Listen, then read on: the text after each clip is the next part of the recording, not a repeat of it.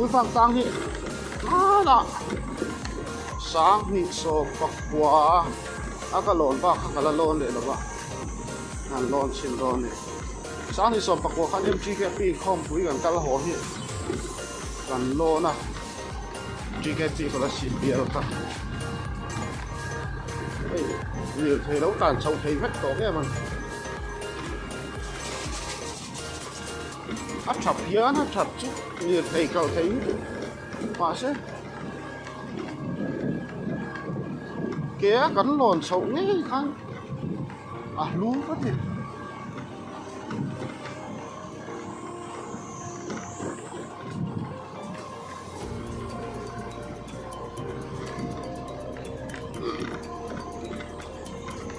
hạ chú họ đám tiếng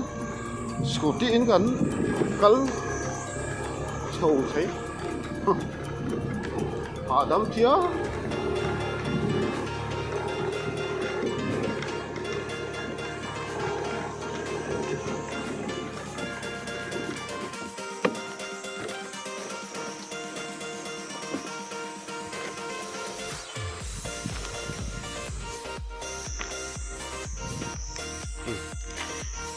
hello về hơn thế hay bác kinh chủ thật đấy bộ mà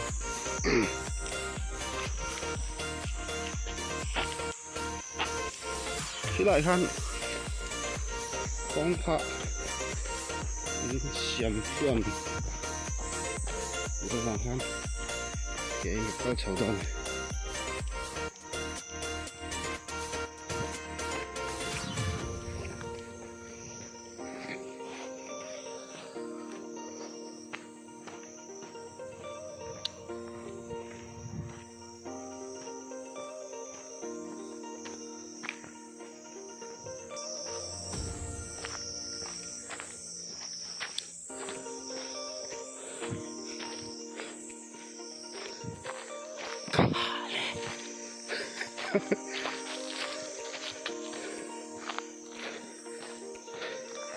tiếng hạ xuống xuống cần tất là cần hành xuống thì mình tháo luôn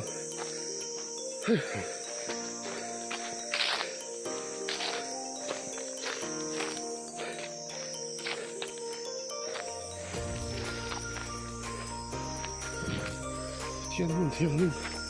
thì gì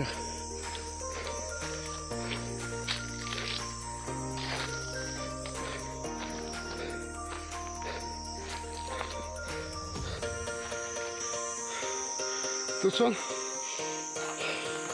chú ở chân nó tàn sầu thấy vắt vào này sẽ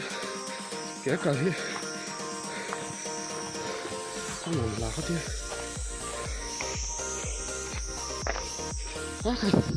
cái kênh bon luôn tụi ba rồi sẽ tờ rồi xong rồi xong ăn thu hoạch nhưng laptop cả rồi cái thùng nó này đây lâu số ship à cái con so cả hồ làm cái gì cái mấy lỗi tên không là cả gắn lỗ gần kia cái đầu ngạo gần kia bao tông hỏng tại cho nó kia thì hiện nó sẽ cả to thế cái fit lẩu thế mày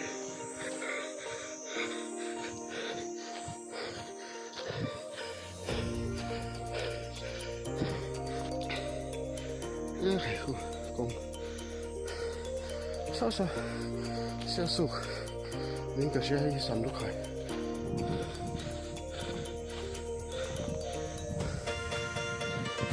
không quý vui phang phang lon lỏng nhau khu lai của họ không có thể làm cái gì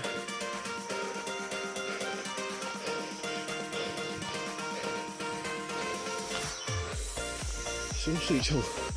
chầu liên tục tê sau này vài ớt cắn tị chầu liên tục tê có người phá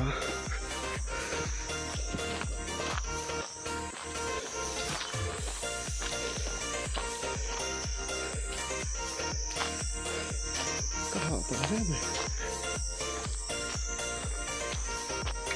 tôi hỏi cái răng rắc thể thao này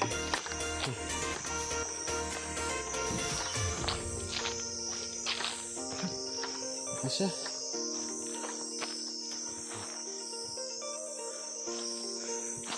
cái cả người luôn hơi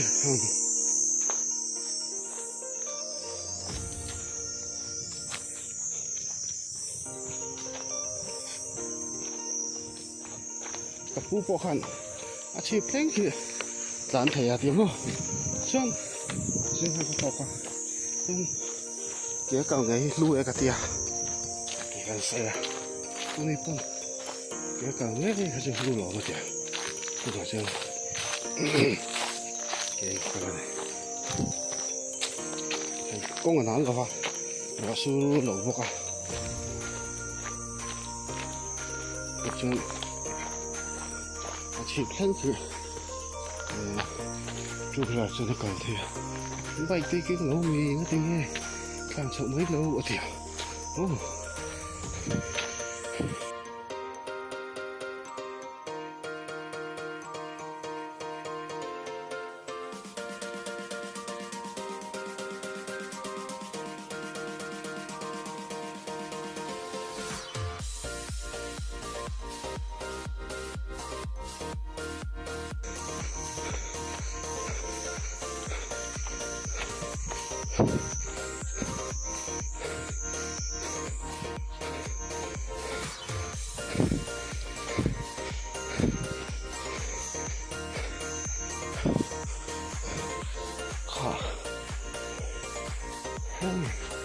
cái đang chậu túi nào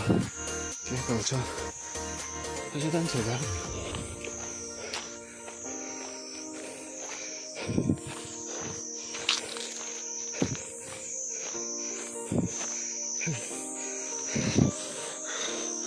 cái bò nó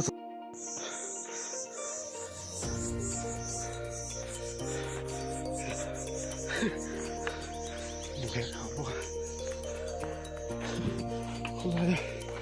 nắng mất không cái này 5 triệu rồi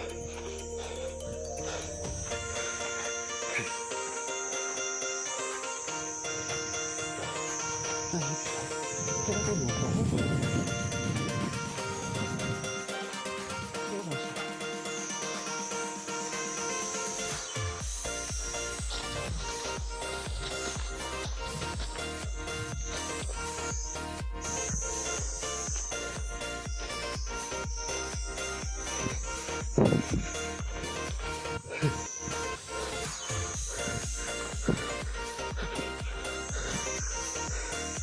nó vỗ mà nhìn thấy là sao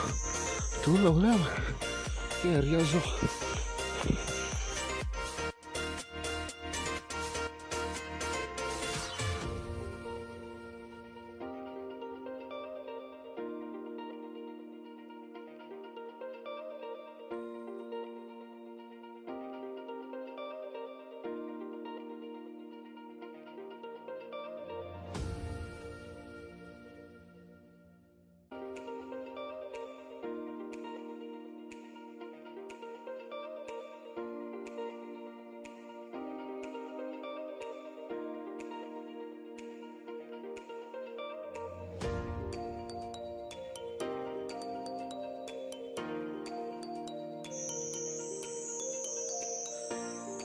lang chip chỗ ăn uống khóc mày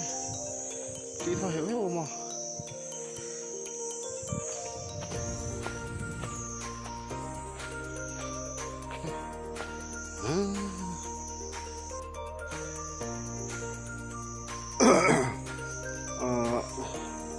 mùi phan lang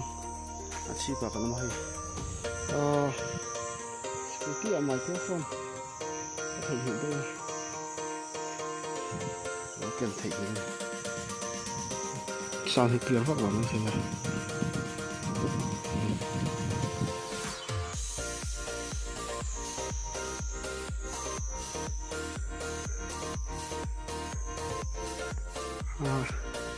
nó không phải là sang thì thành phần rồi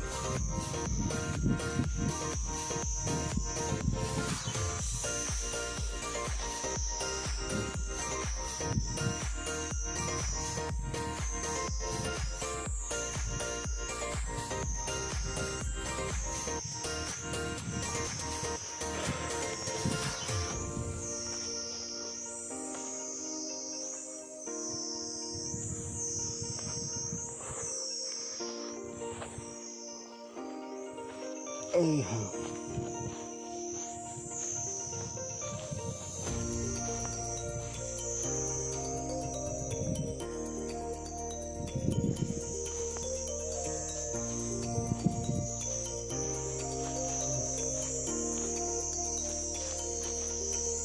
lại đằng hộ làm chi khăn như thế này làm chi qua anh bốc thì nó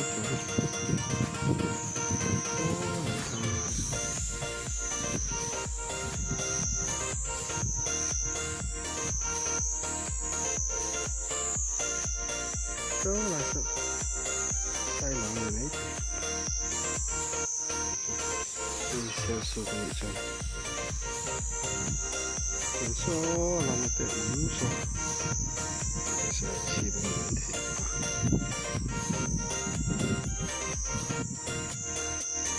rồi làm khô hi tôi phải tập tác hiện đó cần công ty trả lời transportation trả lời in thật đáng hiện là đâu có mấy mấy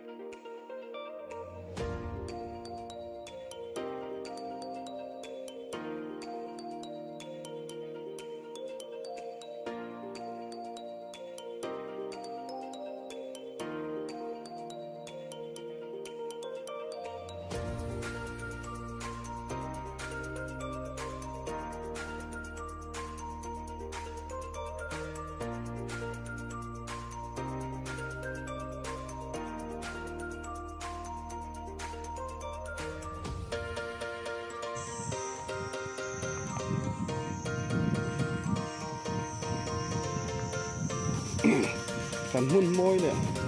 làm thế anh tôi thấy cái mã người thấu còn cái thấu như là chứ cái này nó tôi ghi từ khăn cho nó phần thi lại nó nói thế hay cắn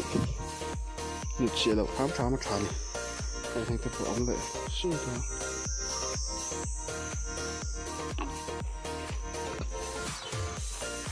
thì phải tụt đi khăn cho nó mát rồi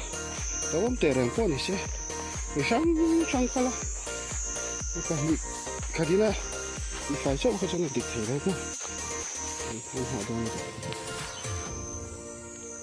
ngon không mà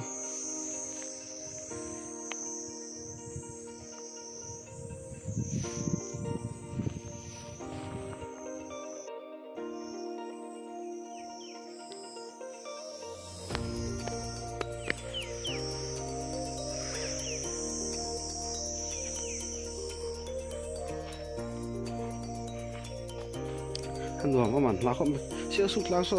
lăng mê chào cũng không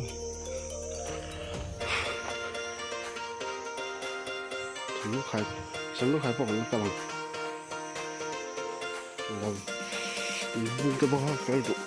để mà sụp xuống không cái sao cái lỗ thì để hết mà quên chưa chờ chị vẫn có con hồ lắm chuyển tới thêm do cho nó có vẻ một con là bay